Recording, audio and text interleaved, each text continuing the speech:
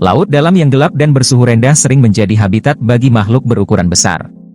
Fenomena ini disebut gigantisme laut dalam dan umum terjadi pada berbagai hewan, terutama invertebrata seperti cumi-cumi, laba-laba laut, dan cacing laut.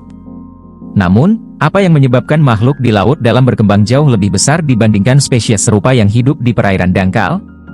Pernahkah kamu bertanya-tanya, mengapa banyak hewan di laut dalam bisa tumbuh jauh lebih besar dibandingkan kerabat mereka di perairan dangkal?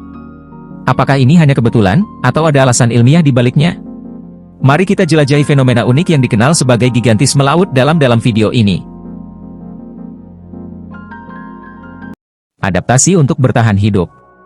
Salah satu faktor utama yang menyebabkan gigantisme di laut dalam adalah upaya untuk bertahan di lingkungan yang ekstrim. Di kedalaman laut, ketersediaan makanan sangat terbatas, mirip dengan kondisi di ekosistem pulau. Sumber makanan biasanya berasal dari perairan dangkal, dan hanya sedikit yang mencapai dasar laut. Dalam situasi seperti ini, tubuh berukuran besar memberikan beberapa keuntungan, di antaranya 1. Kemampuan bergerak lebih cepat dan jauh. Hewan berukuran lebih besar mampu berenang dengan kecepatan lebih tinggi dan menjelajahi wilayah yang lebih luas dalam upaya mencari makanan atau pasangan.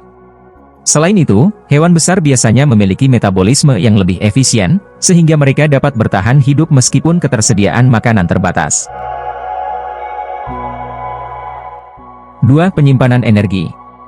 Makhluk laut dalam berukuran besar dapat menyimpan lebih banyak cadangan makanan dalam tubuhnya, yang menjadi keuntungan saat pasokan makanan langka.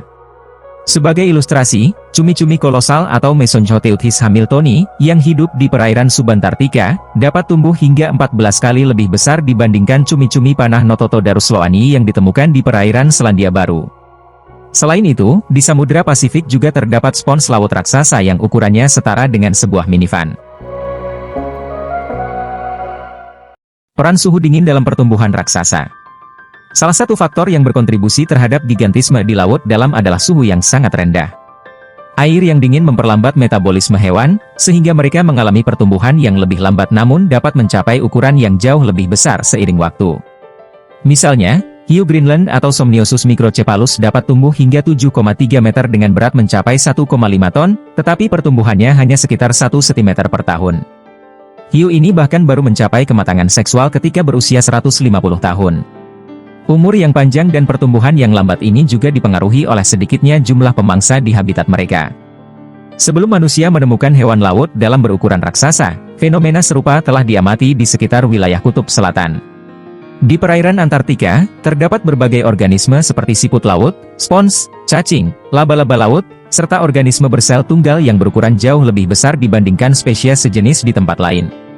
Salah satu penyebabnya adalah tingginya kadar oksigen di perairan dingin. Berdasarkan laporan US Geological Survey atau USGS, air di wilayah kutub mengandung lebih banyak oksigen, sementara suhu rendah menyebabkan metabolisme hewan melambat. Kondisi ini memungkinkan mereka untuk berkembang tanpa menghadapi kekurangan oksigen. Namun, meskipun kadar oksigen yang tinggi dapat mendukung pertumbuhan besar, hal ini bukanlah penyebab utama gigantisme, melainkan lebih berperan dalam menghilangkan hambatan yang biasanya menghambat pertumbuhan tubuh berukuran besar. Keterbatasan ukuran raksasa. Meskipun lingkungan laut dalam dan perairan kutub memungkinkan hewan mencapai ukuran besar, terdapat batasan tertentu terhadap pertumbuhan mereka. Penelitian yang dilakukan pada tahun 2017 terhadap laba-laba laut raksasa di Arktik menunjukkan bahwa semakin besar ukuran hewan, semakin rendah kadar oksigen dalam tubuhnya. Jika ukurannya terus bertambah, mereka berisiko mengalami kekurangan oksigen yang membatasi pertumbuhan mereka. Metabolisme aerobik bergantung pada pasokan oksigen, dan jika oksigen tidak mencukupi, jaringan tubuh dapat mengalami defisiensi oksigen. Menurut Art Woods, seorang ekofisiolog yang meneliti gigantisme di wilayah kutub mengatakan, bahwa ada batas ukuran tertentu yang tidak bisa dilewati karena pasokan oksigen yang terbatas. Secara umum, gigantisme di laut dalam dipengaruhi oleh beberapa faktor utama, seperti kelangkaan makanan, efisiensi metabolisme, suhu dingin, dan ketersediaan oksigen. Meskipun terdapat berbagai teori mengenai penyebab utama fenomena ini, para ilmuwan masih terus meneliti mekanisme evolusioner yang menyebabkan perubahan drastis dalam ukuran makhluk laut dalam. Itulah beberapa faktor yang menyebabkan makhluk laut dalam bisa tumbuh dengan ukuran luar biasa. Mulai dari kelangkaan makanan, metabolisme yang efisien, hingga suhu dingin yang memperlambat pertumbuhan tapi memungkinkan ukuran besar. Meski masih banyak misteri yang belum terpecahkan, satu hal yang pasti, Laut Dalam adalah rumah bagi keajaiban yang luar biasa.